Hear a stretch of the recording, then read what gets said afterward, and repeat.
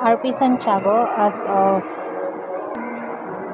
June 4, 2026. Base po sa DMA kanina, ang hindi po natapos ay si JC De Belen, si Menalyn Doles, si Joe Luis sa Valencia, at si Dalia Bonolno. Wala naman pong may day off bukas. Pending area po namin ay maayos na. May mga kiosk level na rin po ito isa-isa.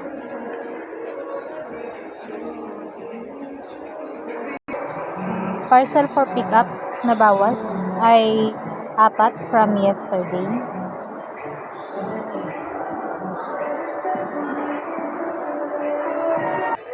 Dagdag po today ay 1.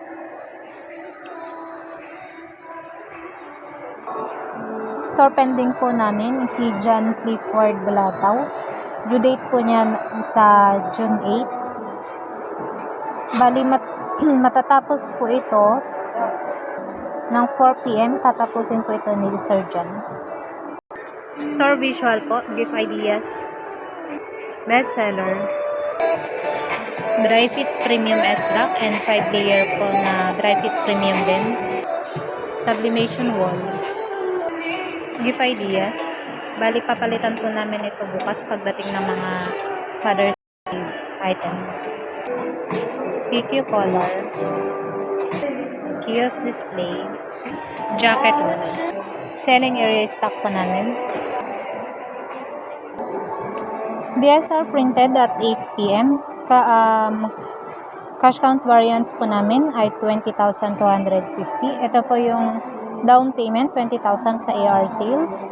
Then, 250 po na QR payment.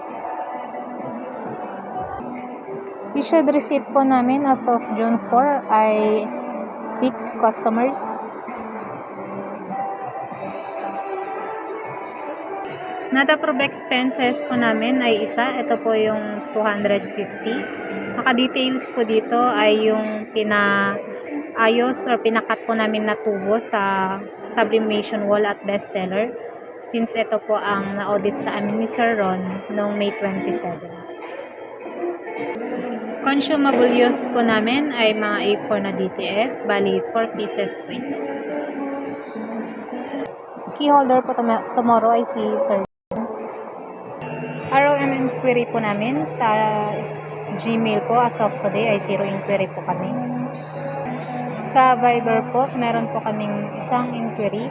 Na-convert into sales na po ito and nagamitan na rin po ito ng save reply.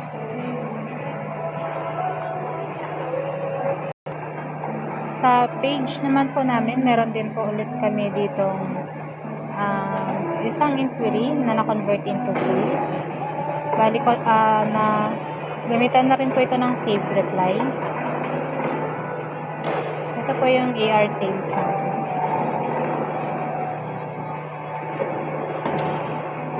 Next po si Cesar. Ito po yung pinasok ko sa outsource since nabigay po yung best price nito. In-approve ko po ito agad kay customer at pupunta po siya dito bukas sa store. Next naman po si Mia Babaran. Bali converted into sales na rin po ito. Ito po yung Magic 15 ounce naman. Next naman po si Christian Bulan. Bali converted into sales na rin po ito. Nagsend na po siya. Sinend po niya dito yung layout po niya.